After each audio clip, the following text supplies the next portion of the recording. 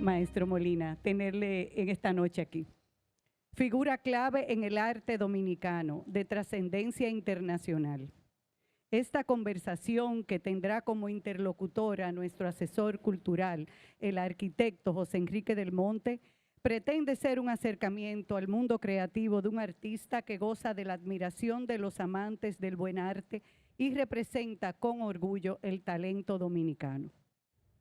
Antes de iniciar este diálogo, me voy a permitir leer un breve resumen de la biografía del maestro Molina. Laureado director de orquesta, arreglista, compositor y pianista dominicano, nació en la ciudad de Santo Domingo. Estudió piano en el Conservatorio Nacional de Música con el profesor Vicente Grisolía. A la edad de 20 años se trasladó a la ciudad de Nueva York, donde realizó estudios de licenciatura y maestría en Manhattan School of Music, al tiempo que estudiaba composición y dirección orquestal en la prestigiosa Escuela Juilliard. Ha dirigido grandes orquestas a nivel internacional, tales como la Orquesta Sinfónica de Londres, la Orquesta Filarmónica de Qatar, la Orquesta Sinfónica de Puerto Rico, entre otras. Así como también solistas de talla mundial como Marilyn Horne, José Carreras, Ramón Vargas y Ana Netrebko.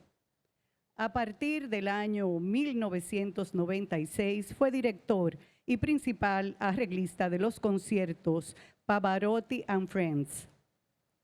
El maestro Molina ha merecido numerosos reconocimientos. Fue condecorado por el gobierno dominicano con la Orden de Duarte, Sánchez y Mella en el grado de Gran Cruz de Plata. La Universidad Nacional Pedro Enrique Sureña le otorgó un doctorado honoris causa junto a Michael Camilo y Juan Luis Guerra. También obtuvo un doctorado honoris causa por la Universidad Autónoma de Santo Domingo y fue nombrado profesor emérito por la misma universidad. Desde el año 2009 es el director titular de la Orquesta Sinfónica Nacional de la República Dominicana, nuestra orquesta.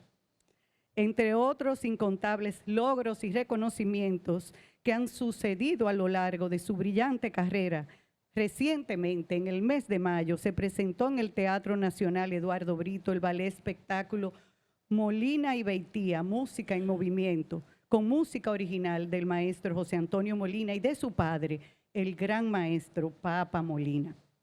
En esa ocasión también tuvo a su cargo la dirección y producción musical. Además, en junio de este mismo año dirigió el concierto en conmemoración del 70 aniversario del Coro Nacional interpretando el legendario Requiem de Mozart con la Orquesta Sinfónica Nacional. Este evento se convirtió en un hito histórico sin precedentes en la música clásica de la República Dominicana, según la crítica especializada, el ámbito artístico y el público en general. Antes de pasar la palabra ya para dar inicio a la conversación a José Enrique del Monte, quiero saludar la presencia de la maestra Josefina Miniño, la madre de José Antonio, y de su esposa también, Carolina, que nos acompañan. Además de todos ustedes, bienvenidos de nuevo. Bueno, comenzamos. José Antonio, finalmente nos encontramos. Tantas expectativas que teníamos de esta conversación y aquí el destino nos ha unido en esta casa maravillosa que es la Casa del Cordón, que creo que mejor escenario que este no podríamos haber tenido. Creo que antes de comenzar deberíamos dedicarle esta conversación a nuestros padres que nos unen en la música, a don Papa Molina y a mi padre José del Monte, que estuviste muy vinculado a ellos, y creo que es un momento de recordarlos. Claro, José Enrique, permite interrumpirte. José fue una figura del arte nuestra sin igual, su liderazgo, su carácter, su capacidad musical. Gracias. Yo gocé toda la vida, digamos, para fortuna mía, de una admiración genuina de su parte y tuvimos colaboraciones musicales importantes. Así que para mí es un profundo orgullo que seas tú el moderador de este evento. Si me permites, quisiera darle las gracias de manera especial al Banco Popular, Claro. muy especialmente a mi amigo, el poeta José Mármol, a María Elveras, a todos los ejecutivos, Carmen Rita, gracias por recibirnos y por supuesto a todos ustedes por estar aquí con nosotros. Muy bien. Maestro, ¿qué cosa es la música? Vamos a empezar por esa pregunta de examen. ¿Qué es la música? La música es algo muy difícil de definir. A mí me ha costado sobre los años reflexionar y reflexionar. Por la simple razón de que la música yo entiendo que es algo que no existe entre nosotros. Suena medio extraño eso. La música tiene su propio ecosistema. Cuando usted va a un concierto, digamos, desde que suena el primer sonido, la gente se engancha a esa primera nota. Y por ese tiempo está haciendo un paseo, está fuera de este mundo, está haciendo un recorrido a través de la música sin igual. La música es capaz de lograr cosas que no podemos lograr en la vida cotidiana, por así decirlo. La música no llora, la música no ríe, la música llora y ríe simultáneamente. En una conversación como esta, usted me está hablando, yo le escucho, luego se invierten los valores, yo hablo, usted me escucha. En la música todo esto pasa simultáneamente. Incluso sentimientos como la muerte están muy presentes en la música. Cuando usted le pide a un oboísta tocar un la, una nota X, él toma aliento, la nota parte del vacío y cuando empieza a darse la energía, que él va soltando el aliento, la nota hace una curva, una onda sonora, llega a un pico y vuelve y muere donde exactamente nació, que fue en el silencio. De manera que hasta en los valses más alegres de Strauss o cualquier merengue de Tatico Enrique está presente el tema de la música.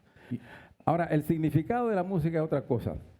La música puede significar cosas para mí, para usted, para cualquiera de ellos, diferentes. Y puede también significar cosas para una misma persona, dependiendo de su estado de ánimo. Si usted ha tenido un día muy malo, fue al dentista, hay un dolorcito en la muela, la cuenta del banco no está muy holgada, o se peleó con la novia, escucha la 40 de Mozart y posiblemente la obra más depresiva y triste que usted ha escuchado en su vida. Sin embargo, ha tenido un día hermoso. La novia le dijo lo mucho que lo ama, el banco está bonito, la madre le dio un beso, le guardó su comida favorita. Escucha la 40 de Mozart y es la obra más optimista que ha escuchado. De manera que todos reaccionamos diferente ante la música. Pero como decía al principio, yo he reflexionado sobre los años y he concluido que es muy difícil definir la música. Yo creo que es más bien un ejercicio, un hábito del intelecto, de crear un objeto de las cosas sobre el cual el cerebro puede hacer un ejercicio mental. Pero no existe para mí una definición literal de la música. El sonido sí, pero el sonido no es la música. Ahora, si usted me dijera que la música es una vivencia, entonces sí. En otras palabras, si a usted le gusta la música y usted la vive, no hay nada más que hacer con ella. Claro. Disfruta, déjela que nazca. Sí, dentro de las artes, la música es la más intangible de todas, porque no existe, es algo insustancial, pero tiene un poder extraordinario. Sobre todo, para mí, la más misteriosa. Claro. O sea, cómo la música puede expresar la naturaleza más íntima del ser humano a través de su alma, y lo hace por un fenómeno totalmente físico. Milagroso eso. Yo pienso que no hay otro arte que pueda hacer lo mismo. Y además, su característica esencial es ser perecedera y efímera. Cuando usted sale de un concierto, ¿dónde fueron a parar esos sonidos? Se pierden, se evaporaron. Usted se para a ver los girasoles, Gioconda, cualquier obra en el Louvre, en el Prado, va hoy, va mañana, la ve por 2 horas, vuelve en 6 meses y ahí está la obra. La música desaparece. Claro. La música desaparece, su naturaleza efímera e instantánea es irreemplazable.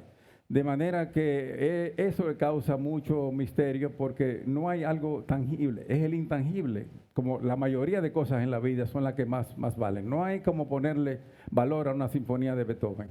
Una sinfonía de Beethoven nace cada vez que una orquesta la toca. Es como una biblioteca llena de libros, no tiene ningún sentido hasta que un lector la abre. Quiere decir que lo que los compositores nos dejan en una partitura es un texto, es un código, son temas, nomenclaturas, códigos. Eso toma vida solamente cuando una orquesta o un director la interpretan.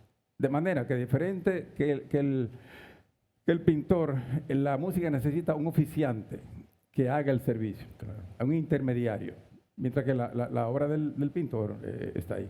Por eso su naturaleza es muy misteriosa. Yo pienso que posiblemente el más misterioso de todas las artes. Hay personas amusicales, o sea, que no tienen ningún aprecio por la música, o todos los seres humanos de alguna manera nos vinculamos a la música. Yo me natural. resisto a creer que no. Sí.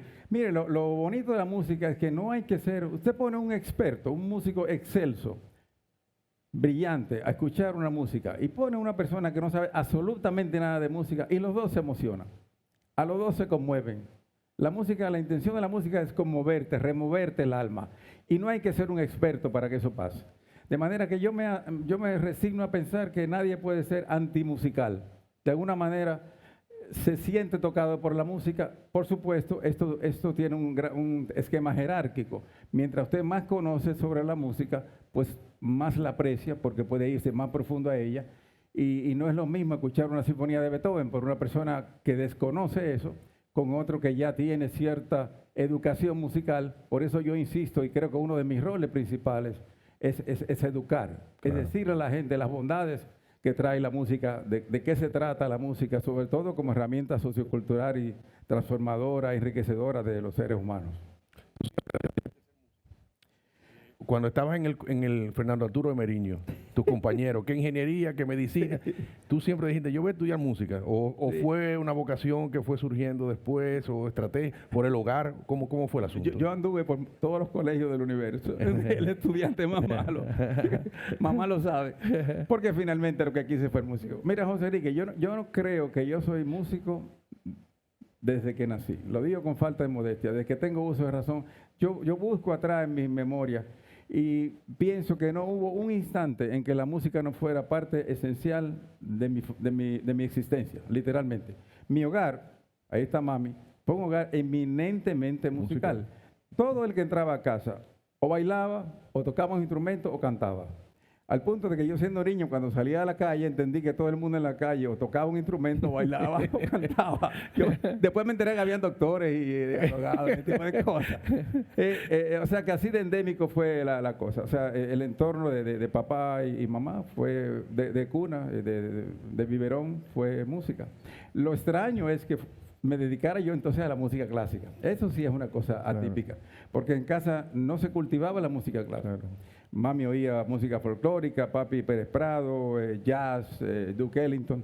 Y apareció un disco perdido, digo yo que tenía que estar perdido porque era un solo, tocado por Van Cliburn y dirigido por Kirill Kondrashin, el concierto número 1 para piano orquesta de Tchaikovsky, que yo recién dirigí ahora en el sí. Santander pasado. Cuando yo le puse, era un famoso picó, el turntable, le puse la aguja a eso y aquello sonó, yo dije, a esto que yo quiero dedicarme. Qué maravilla. Gracias a ese disco perdido en la casa nuestra, tienen a José Antonio, el director y el compositor sinfónico. ¿Por qué es importante un director en la música? Hay corrientes que dicen, bueno, las orquestas pueden tocar sin director porque como llevan la métrica y la música, lo tocan ahí. Y hay una película, creo que de Fellini, que hablaba de director de orquesta. Sí. ¿Qué tú entiendes? ¿El director es realmente una figura importante, aunque te traicione en la respuesta o la valides? No importa. ¿Cómo tú lo ves? Yo creo que sí. Definitivamente las orquestas pueden tocar solas. Exacto. No hay duda de eso. O sea, tú me dices a mí que cualquier persona se sienta en el foso del Metropolitan y le baja el brazo con el título de la Bohème y pam, esa orquesta toca los 4 actos sin necesitar a más nadie, porque lo ha hecho demasiado. O si la Berlín va a tocar la 4ª de Brahms. Sin embargo, yo, por ejemplo, cuando era jovencito, era muy solemne en mis gestos. La solemnidad es una especie de efecto de la juventud, muy barroco. Yo pensaba que mientras más me movía y más cosas así, y más brincaba, la orquesta iba a sonar mejor. Con el tiempo, he entendido que debo ser más sencillo, más modesto, más comprensible y que menos finalmente es más. De eso vamos ahorita. ¿Por qué? Porque finalmente las orquestas hasta cierto punto necesitan a uno, pero no siempre. No siempre. Yo creo que con el tiempo, fíjate, he aprendido, por ejemplo, incluso hablé con un instructor de aviación, donde dice que cuando un estudiante va a estudiar para pilotear un avión, hace meses y meses de instrucción en un simulador de vuelo, hasta que llegue ese primer día, donde tiene que finalmente probar y hacer su vuelo. Él le dice, lleva el avión a la velocidad que ya hemos preparado y cuando el avión vaya a despegar, activa la palanca del despegue y deja que el avión despegue, porque quien despega es el avión, no eres tú. Le pregunté a un instructor de caballo de salto, lo mismo, entrenado, cuando llegue el animal al obstáculo, dale rienda suelta, que el que salta es el caballo, no eres tú. ¿Tú has visto aquellas cosas espectaculares de cientos de aves en el cielo volando con una simetría espectacular? ¿Cuál de ellas es el director? Ninguno. Así funciona una orquesta cuando ya se tiene la madurez que yo entiendo que tengo yo, gracias a Dios, hoy día. Yo me siento en la plenitud de mi madurez artística, donde aquellas cosas que parecían trascendentalmente difíciles, las hago fácil sin hacer nada. A la orquesta, con menear un dedito en un foso de una ópera, yo puedo formar una alfombra de 4 pianos para que mis cantantes se oigan. Con menear un dedo, con un gesto, con mirar la sección de cello, ellos saben exactamente lo que yo quiero. He llegado al punto de que músicos de la orquesta me han dado el testimonio de que están ensayando con cualquier director y cuando yo asomo por el Teatro Nacional, por una esquinita, a ver cómo anda la cosa, alguien se percata que yo estoy ahí, el sonido de la orquesta cambia. Impresionante. O sea, mira lo poderoso que es sencillamente la presencia de un director sin necesariamente tener que dirigirla per se. La herramienta principal de todos los músicos es el oído. Dicen los gringos, dicen, the music is a hearing art. Nosotros aprendemos a operar, los directores, con 2 oídos. No me refiero a las 2 orejitas, sino al oído interno y al oído externo. El oído interno es aquel que nosotros tenemos dentro y que solamente escuchamos nosotros. Y el oído externo, que es la realidad. El oído interno yo diría que el oído imaginario. El externo es la realidad, que es lo que los músicos escuchan y lo que escucha el público. Antes de que la orquesta produzca ese primer sonido, yo lo he oído ya. Yo tengo una concepción exacta de la duración de ese sonido, la afinación del sonido, el color que quiero, el timbre, el rango dinámico. Cuando yo bajo el brazo, como dicen, y hago contacto con la orquesta, aquello suena. Si algo está en desacuerdo con lo que ya yo oí en mi oído interno, entonces yo pego el grito. O sea, si el sonido llegó tarde, si el sonido llegó temprano, si el sonido está alto de afinación, si está bajo de afinación, si no tiene el rango dinámico que yo quiero, si no tiene el color tímbrico que yo deseo, entonces yo le corrijo. Si está en consonancia perfecta con lo que ya yo oí, entonces no hay ningún problema, yo otorgo. O sea que uno está operando siempre simultáneamente con uno y otro. Tú dirás, ¿cómo es eso, José Antonio? Bueno, te pregunto, ¿cómo tú crees que Beethoven escribió todas las sinfonías que escribió y toda la música después de estar sordo? Sí. El músico desarrolla un oído interno que es realmente como tener un instrumento dentro de sí. Papá, Dios me la tenga en gloria, en un barcito que había en casa atrás, cogía un lápiz, el piano estaba en otro cuarto y papá podía hacer un arreglo sin tocar el piano o sin tocar ningún instrumento, porque había desarrollado ese oído interno. Beethoven, como los grandes músicos, desarrolló un oído interno tal que no necesitaba escuchar.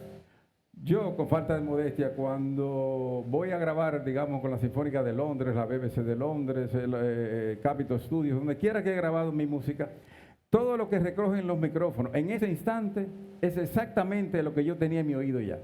Por eso detiene cuando no está sonando como tú quieres, para la orquesta y vuelve y arranca inmediatamente. Todo. Inmediatamente. Por eso yo tengo una querella con los jovencitos, y quiero dejarlo de enseñanza, que hoy día con la ayuda de la herramienta de la computadora, muchos dependen en la computadora y no desarrollan ese oído interno. Hacen pruebas y programan cosas y cambian cosas y tal cosa, y cuando ya está resuelto la parte mecánica, entonces van al estudio para conseguir eso. Eso es una muleta innecesaria. Si usted desarrolla su oído interno, el complemento de la computadora puede ser eso, un complemento, pero no debe depender de él. El músico debe tener un oído interno como para escuchar anticipadamente todo lo que va a pasar. Todavía cuando vas a iniciar un concierto, ¿te da cosas en el estómago o ya tú te pasas ahí con toda la seguridad del mundo? ¿Te traiciona los nervios? Tengo un tececito de manzanilla que tengo aquí. Pero sí me da. Y yo creo que debe darme. Claro. Y creo que debe darle a todo artista que tiene pudor, que tiene ¿verdad? Un sentido de responsabilidad. Cuando uno sale a un escenario, lo aprendí de mis padres. Mami y papi se ponían muy tensos a la hora de trabajar, siempre y cuando se controle. Una cosa sí, como tú sabes, yo fui pianista antes de ser director. Yo llegué a tocar mi piano muy decentemente. De hecho, mis colaboraciones con la Sinfónica fueron primero como pianista, el concierto de Schumann, el concierto de Grieg, que fue mi debut, Beethoven 1, etc. Pero yo me ponía muy tenso para tocar el piano y tenía que practicar 8 o 9 horas para estar contento. Hoy día, cuando yo salgo a dirigir, ese friguito que tú dices de salir al escenario, desde que subí al escenario se acabó y ahí está José Antonio en una fiesta. ¿Cómo tú abordas una obra por primera vez? Es decir, tomas la partitura por primera vez, no tienes referencia de esa partitura ni del autor. ¿Cómo tú la abordas? ¿Tienes que tomarte un tiempo para conocer el entorno de ese autor, el origen de ese autor, o simplemente te metes de lleno en la musicalidad?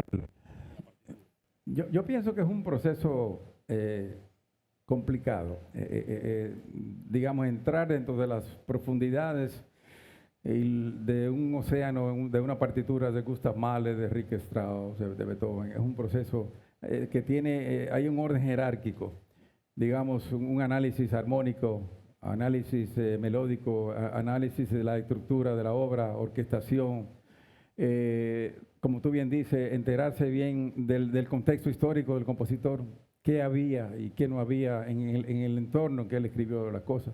Importante el contexto histórico de los compositores. Y mucha gente a veces asocia el estado emocional del compositor con la obra y no necesariamente hay que maridar ambas cosas. Pero mi preparación es muy profunda y cada día más. La gente, por ejemplo, se asombra y los músicos comentan hoy día del tema de la memoria de José Antonio Molina. Yo dirijo las óperas, las obras grandes corales, sinfonías, todo, solistas, absolutamente sin necesidad de una partitura. Y yo pienso que tiene que ver por la capacidad que he desarrollado de estudiar tan visceralmente la partitura de los maestros. Y yo creo que tiene que ver mucho con ponerme yo en su lugar. Como yo también soy compositor, no soy el genio que es Beethoven o Mahler, pero sí tengo el oficio. Entonces el compositor tiene la manera, a diferencia de un músico regular, de ver todo lo que hay en una partitura, hacer una especie de scan, de radiografía, donde uno ve los huesitos, ve los tejidos, cómo camina, la parte más orgánica de un organismo, lo veo en una partitura. De manera que desde como suena un segundo clarinete hasta el pícolo o a la última frecuencia del contrabajo, yo estoy enterado de eso. Al punto de que cuando yo finalmente voy a dirigir la obra, lo de la memoria, al final tengo que admitir que es una especie de don que me ha dado Dios, pero al final es el resultado de un estudio exhausto. Cuando yo dirijo una obra y no siento que sobre la marcha la estoy escribiendo yo, no va a ser un buen concierto. Cuando yo me paro a dirigir novena de Beethoven, quinta de Mahler, en ese momento yo siento que estoy reescribiendo lo que Mahler hizo, del estudio tan y tan profundo y visceral que hago de las obras. Pero ha habido momentos en que has tenido que dirigir obras que no necesariamente son de tu gusto personal. ¿Y cómo te enfrentas a eso? El rechazo como de la satisfacción al oído tuyo, claro, y el compromiso de dirigir esa obra y sacarle lo mejor. Así es. La obra hay que respetarla siempre. Sin embargo, eso me pasó mucho en mi periodo temprano de mi carrera. Yo trato, José Enrique, con falta de modestia, hoy día de evitar las cosas que realmente no siento. Okay. Yo no creo que yo le hago servicio a la segunda sinfonía de Beethoven, para decir algo, como se la hago a la quinta, a la séptima o a la novena. Entonces, por así decirlo, cuando joven la aprendí las 9, pero si tengo opción de dirigir, dirijo la que más placer me da. Es un poco lo de la lectura obligada en los colegios. La memoria es hermosa porque es muy selectiva. Uno recuerda las cosas que estudió con pasión, claro, con amor, con interés. Por eso yo estoy, mi amigo Jochi Mármol creo que estará de acuerdo conmigo, muy opuesto a la lectura obligada. Yo pienso que esas grandes cosas que uno le enseñaba en la escuela, los nombres de las batallas, de los generales, las fórmulas algebraicas, todo aquello queda en el olvido. Yo creo que finalmente uno solamente se queda con aquello que uno estudió con amor, con interés. Por eso que pienso que hasta cierto punto todos somos autodidactas, porque finalmente nos queda lo que realmente que queremos aprender. Y lo contrario, cuando estás dirigiendo una partitura que es tuya, Sí. cómo tú te sientes ahí, terreno cómodo? Eso es muy especial. Sí, porque ahí no hay dudas de que es parte de mí. O sea, una partitura, las obras mías son, hasta cierto punto, retratan mucho la esencia, el espíritu de José Antonio como persona y sobre todo de José Antonio como dominicano.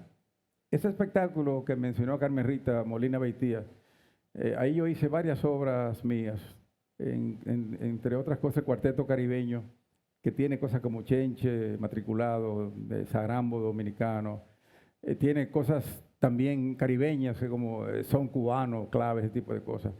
Yo pienso que la manera que yo puedo ser noticia en el universo de los compositores sinfónicos es partiendo de mis raíces, que nadie en el mundo puede conocer mejor que un dominicano. Así es. Entonces, por eso mis obras son autobiográficas y muy dominicanas. Dominicanas, pero gracias a Dios, a la educación que tuve, gracias a mis padres de salir a los grandes conservatorios del mundo, estudiar las cosas como deben ser, yo le doy a aquello un ropaje, una investidura que ya la saca de la música, digamos, llana, local, y la hace universal. La Orquesta Sinfónica de Londres ha grabado la Fantasía Merengue mía. Claro. Yo he ido a sitios tan remotos como Qatar, Siria, a tocar música dominicana. Merengue. Merengue. Y bailaron. Los catarí bailaron merengue. Me decían que los árabes eran fríos. Para mí eso es un mito. Ahí bailó todo el mundo. ¿Has corregido o revisado partituras tuyas después que la interpreta con la sinfónica y después tú vuelves y dices, no, a esta parte yo le voy a poner aquí tal cosa, le voy a quitar tal cosa? Yo creo que con los años uno aprende a ver cosas diferentes en la música y pasa en las obras de uno y en las obras de los grandes compositores. Por eso la existencia de un músico que ve la música a través de ese prisma, de un constante redescubrir las obras, estudiarlas, reestudiarlas, es una existencia privilegiada porque te da la dicha de eso, de encontrar cosas nuevas. Ahora mismo, yo te puedo decir que yo esta mañana aprendí algo que yo en 40 y pico de años de carrera yo no había aprendido. Hoy, el sábado, puedo fácilmente decirte que en la noche del viernes yo aprendí algo estudiando que yo no sabía por 40 y tantos años. Ese privilegio es una existencia privilegiada. Que el músico que ve la música desde esa óptica, ese prisma, debe sentirse y es un elemento privilegiado por ese constante redescubrirse, esa eterna primavera, como le llamo yo a la música. ¿Qué tú opinas de esta tendencia, que ya no es contemporánea, tiene muchos años, de la fidelidad histórica del compositor original? Es decir, si la partitura se compuso en 1720 y los instrumentos eran tales, de volver a interpretarla con esa misma fidelidad, o tú entiendes que la contemporaneidad tiene licencia para utilizar todos los recursos actuales, etcétera. Sí. Yo pienso que hay una escuela, digamos, puritana, que quiere volver a la sonoridad original y hay directores y orquestas que se dedican a eso, con las trompas naturales, los instrumentos de madera, etcétera. Y es una escuela que yo respeto, yo realmente no la comparto. Yo creo que la trompa natural, el corno francés, tenía posibilidades y tiene tímbricamente algo muy especial, pero la trompa actual tiene muchas más posibilidades para uno. De manera que yo en ese sentido soy pro evolución. El progreso, pro evolución. O sea que no serías, por ejemplo, en la 415, sino que te vas a 440 siempre, o sea, Pienso que sí, eso depende. Europa usa a veces un 41, 42, hay un poco de tradición en eso, que al final son cosas que al público le siguen de largo. Y yo no creo que incide visceralmente en el resultado de una obra u otra. Yo pienso que el entorno histórico de las obras y los compositores es fundamental. Si tú pusieras hoy día a Mendelssohn, a Beethoven, hoy día utilizaron los recursos de ahora. Escribir ahora, ¿escribiría Beethoven, el emperador de Beethoven, el concierto de violín? Posiblemente no. Estuviera escribiendo en función del entorno de ahora. Igual, si los Beatles hubieran nacido en el siglo XVII, posiblemente hubieran escrito las canciones que conocemos. Posiblemente no. Que no. Entonces el contexto histórico es fundamental. en la vida y en el sonido, el concepto de las obras musicales. Muy, muy apegado a eso. Lo que yo estoy radicalmente opuesto es que la gente a veces entiende que la vida personal del compositor necesariamente tiene que reflejar las obras que escribe, no necesariamente. Te pongo un ejemplo muy simple. Beethoven iba todos los veranos a un pueblecito que se llama Heiligenstadt, en las afueras de Austria, a escribir, a tener privacidad. Ya estaba muy aquejado del tema de la sordera progresiva y escribió un testamento que se conoció solamente después de su muerte a sus hermanos, donde él estaba contemplando quitarse la vida, suicidarse. En ese momento está escribiendo la segunda sinfonía, que es para mí una de las obras más felices que escribió Beethoven. Entonces, tú no puedes maridar la vida de un tipo que está contemplando suicidarse con escribir su obra más feliz. Quiere decir, posiblemente sea la música el único canal que él buscaba para ser feliz en ese momento, con una total dicotomía con lo que era su vida personal. Ni hablemos de Robert Schumann con el esquema de lo que fue su vida como el gran genio y la relación con una enfermedad psiquiátrica. Schumann fue diagnosticado maníaco depresivo y su música refleja eso. Ni hablemos de Richard Wagner. Richard Wagner es uno de los grandes monumentos del arte de Occidente de todos los tiempos, que fue un hombre de una sapiencia impresionante, multidisciplinario, no fue compositor, fue dramaturgo, escribía su propio libreto, un genio impresionante. Mandó a hacer el teatro. El teatro donde tocaba, la orquesta wagneriana es una creación de él, el teatro donde tocaba, bravo, sí, muy bien. Sí. Sin embargo, como persona era un hombre miserable, de un racismo impresionante, un verdadero patán. Pero se le arregló ese patán con ese esteta, que era el mismo, y escribió. De hecho, literalmente, yo soy uno de los que creo que el siglo XX no comienza con la última campanada del 1829, sino en el 1865, un 10 de junio, cuando se estrena Tristán y Isolda. La presencia de Wagner cambió el rumbo de la música para siempre. ¿Cuáles han sido tus directores referentes? Los clásicos del siglo XX, los más cercanos, es decir, Bruno. Ahí está. Bueno, como te decía ahorita, Shostakovich, cualquiera de ellos. Cuando yo empecé a sufrir esta especie de metamorfosis, a ser el director con más madurez, haciendo menos en más, esta cosa, yo quería ser Bernstein, yo quería ser Kleiber, yo quería ser Furtwängler, yo quería ser Walter, Carl Bem, todos los grandes. De una manera u otra, yo temía ser José Antonio. O sea, uno idolatra a esta gente a un punto tal. Bernstein, Karajan, yo los adoro. Sin embargo, con el tiempo me convencí que por más que admire a esta gente, tenía que resignarme a ser José Antonio Molina. Y me ha ido mucho mejor. Sí. Qué bueno. Sí. Qué bien. Sí, siguen siendo mis héroes, pero hay que en un momento resignarse y ser usted. Y gracias por el aplauso. Sí. Y de los compositores, tus preferidos, ¿te gusta más la música de Beethoven, la de Mozart o las más, bueno, Wagner, por ejemplo, o Tchaikovsky? ¿Qué? Bueno, mira, si tú le preguntaras a los músicos, ¿quién es tu compositor favorito? Yo estoy seguro que de 1999 van a decir que es Bach. Sin embargo, si hay un top 3, para decir algo, sería Bach, Mozart, Beethoven, pienso yo, hablando por la general de los músicos. Sin embargo, por supuesto que yo tengo mucha afinidad con Beethoven, lo he tenido toda la vida, y sobre todo con aquellos que han roto esquemas, que han roto tradiciones. Los compositores siguen tradiciones por años y décadas, hasta que llega la presencia de una persona que dice, de ahora en adelante yo asimilé todo lo que han hecho mi antepasado, pero yo dije ahora que la música va por aquí. Eso hizo Beethoven. La primera escuela vienés, Haydn, Mozart, Beethoven, camina hasta donde él, y luego él dice, se acabó esto, comienza otro periodo, comienza el romanticismo. Lo mismo pasa con Gustav Mahler y la segunda escuela vienesa.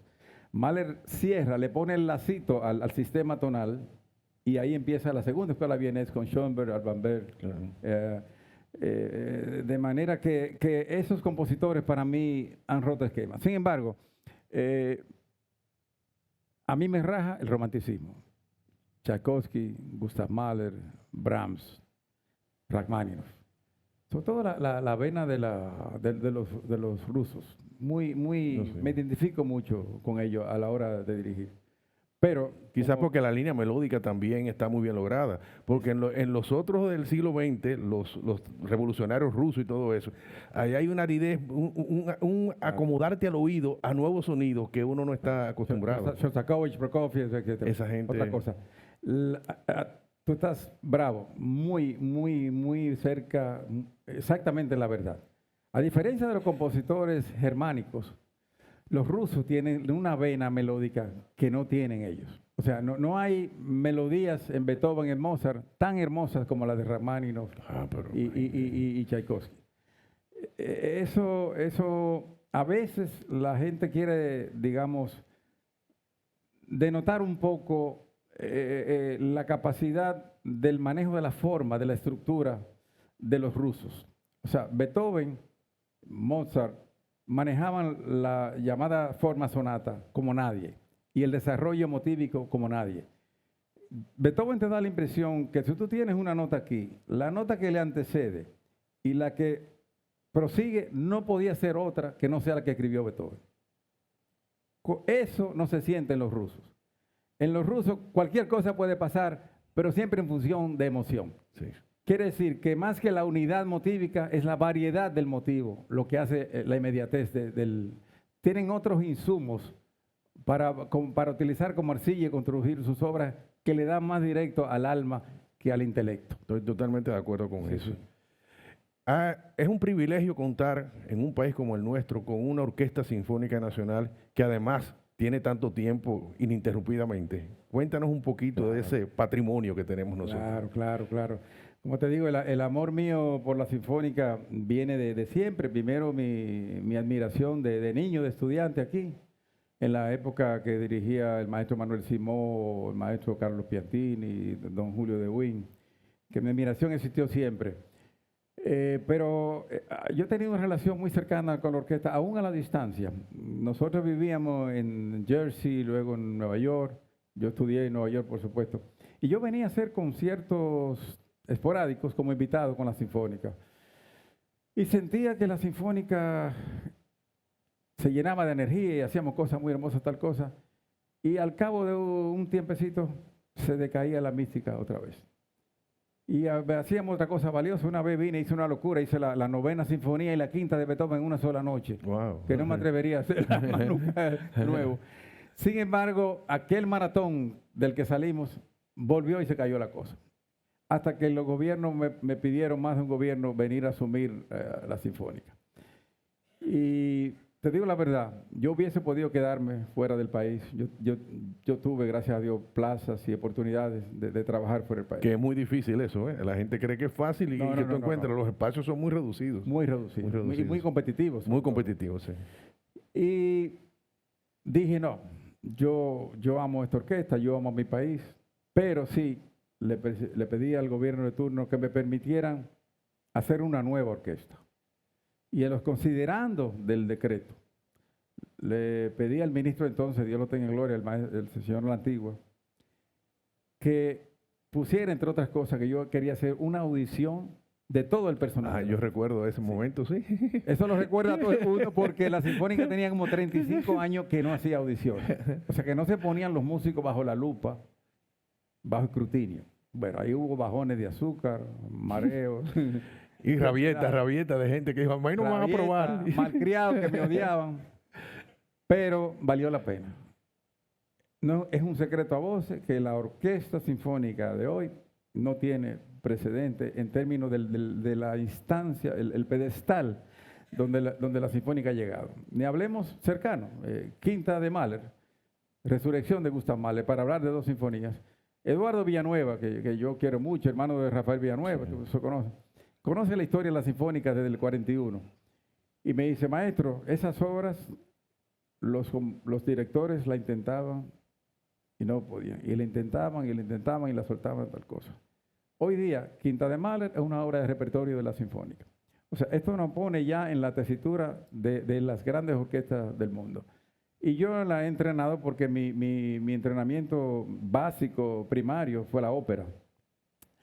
Y una orquesta de escenario, de teatro, y una orquesta de foso no es la misma cosa. A no ser que hayan directores que hagan ambas cosas. Entonces, cuando estamos en el foso, haciendo títulos como Bohème, Traviata, Caballería, Tosca, etc., esa orquesta suena como una orquesta de foso de primera, y cuando estamos en el escenario, la sinfónica es capaz de hacer cualquier cosa. Nos tiramos un caramelito hace 2 semanas, 3 conciertos para piano y orquesta de complejidades trascendentales, una tras de otra, sin problema.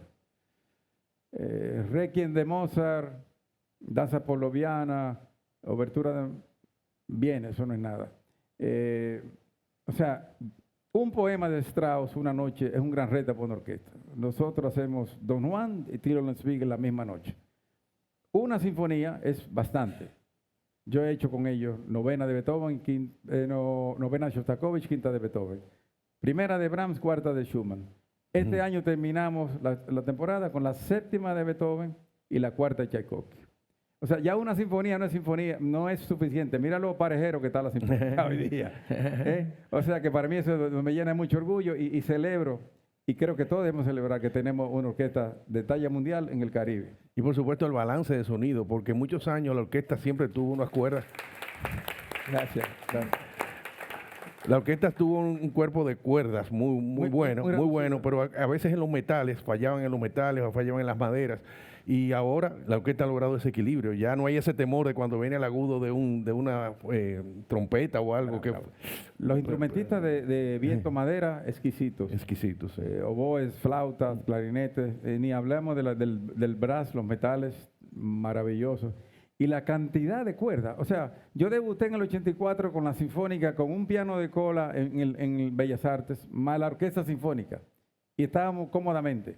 Hoy día media orquesta no cabe en Bellas Artes, porque la médula de una orquesta, que es la cantidad de cuerdas, ha crecido inmensamente. Qué bueno. Y ha crecido inmensamente, para mi orgullo, con una población joven que nunca jamás existió en esos números en la Sinfónica. La Sinfónica hoy día tiene una población de músicos jóvenes como nunca en su historia.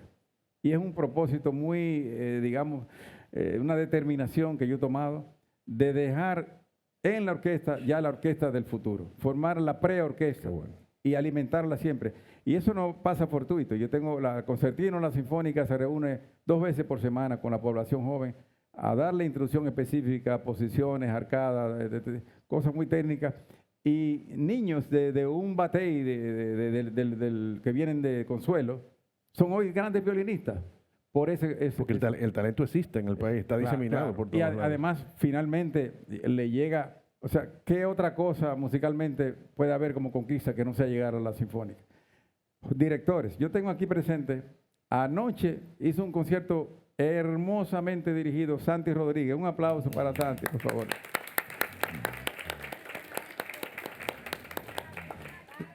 Santi fue con su mamá chiquitico a verme dirigir y le dijo a su mami: eso es lo que yo quiero hacer, que hace el maestro Molina. Qué chulo. Hoy Santi... Ese no fue con un disco guardado que encontró en una gaveta. No. Qué bueno. Ahora dirige la semana que viene Gabriela Gómez, otra jovencita que en el programa de Tesoros de la Patria debutó el año pasado. José Luis Ureña, que es timpanista de la Sinfónica, acaba de preparar el programa que va a hacer Gabriela, porque también debutó el año pasado. Y Eric Dalmao, el programa mío con la séptima de Beethoven y la cuarta de Tchaikovsky lo prepara él. De manera que ya yo tengo por lo menos 4, 5 muchachos en la orquesta integrados trabajando y que merecen el respeto de la orquesta. Para mí eso es de mucha felicidad y me hace sentir con un sentimiento lindo de grandeza, de dejar un legado en la generación de hoy. Qué bien. Bueno, pues vamos ahora a escuchar al público que te quiere preguntar muchísimas cosas. Así que, por favor. Gracias, buenas noches. José Antonio, tengo una preocupación y quisiera, no sé, cómo tú podrías contestar sobre este aspecto. Tú sabes que en todos los pueblos de nuestro país hay grupos musicales patrocinados muchas veces por los ayuntamientos. ¿Qué te preocuparía a ti el asunto de cómo contribuir a desarrollar esos grupos, porque inclusive tengo información que en San Francisco de Macorís ya no se hace ese trabajo que se hacía todos los domingos y que contribuía muchísimo a mucha gente y motivaba mucho a tocar trompeta y hacían muchas cosas. Que yo tenía un amigo que trabajaba en hilería y él tocaba trompeta en eso. No sé si ha desaparecido. Pero me preocupa eso porque tengo información que el ministerio tiene un proyecto de rescatar eso y faltan los instrumentos, fundamentalmente. El gran problema es de instrumentos. Quería oír de ti algunas manifestaciones sobre eso. Mire, su preocupación es muy genuina y la comparto totalmente con usted. Le voy a decir que músicos como Julio Alberto Hernández, Bienvenido Bustamante, Luis Alberti, mi padre, Papa Molina, nacieron de las bandas de los pueblos. Don Tilo Rojas fue el instructor de solfeo de papá y el director de la banda. Quiere decir que esa tradición de los grandes músicos que salían, casi todos de esas bandas, se ha perdido. Porque la política de tener bandas en los pueblos se ha perdido. Por eso el movimiento de Andrés Vidal y Camelia Pérez es importante. Es la cantera más inmediata de crear músicos en volúmenes importantes, las bandas.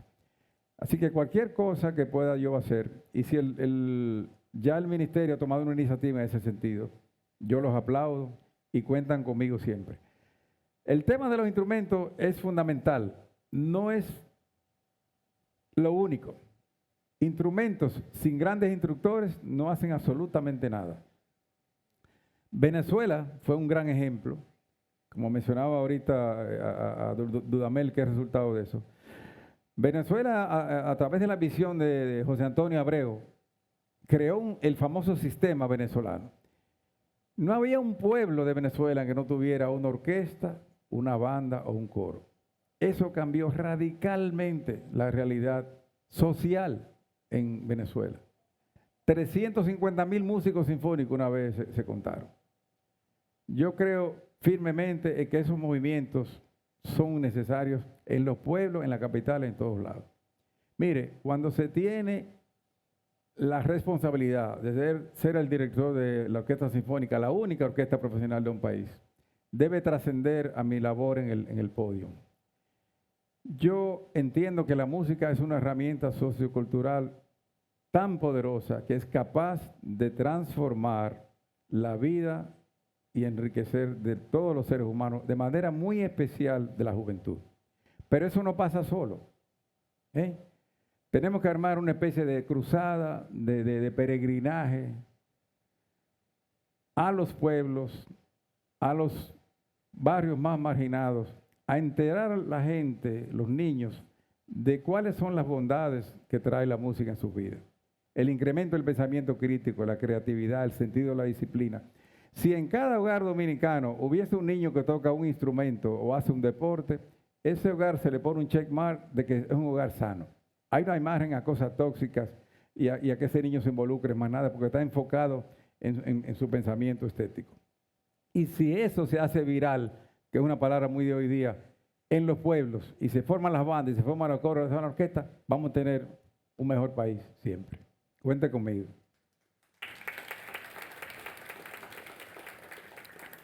¿Alguna otra comentario?